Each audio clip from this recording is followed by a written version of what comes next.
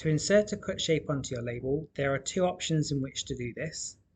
Firstly, to introduce a simple square or rectangular shape cut shape, click on Cut Shape and then click onto your label. This will then insert a cut shape onto your label with a pair of scissors in the corner to indicate that this is going to be cut out for you.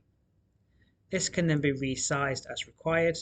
However, to be more precise with the sizing of the cut shape, click on the three lines in the corner to open the Properties box, and under the Position tab, you can choose the width and height of the cut shape as required.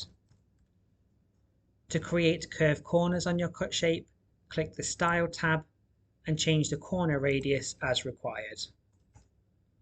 Once complete, click the X on the box and the cut shape can then be aligned to your label as required.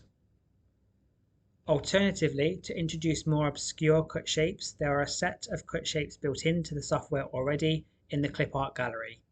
To introduce these, click on Clip Art and then click onto your label.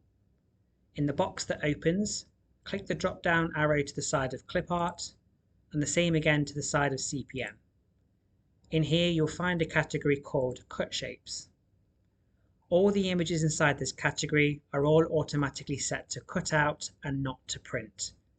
Find the shape that you require, click on it, press OK. This is then introduced into the label, which can be moved around and resized as required.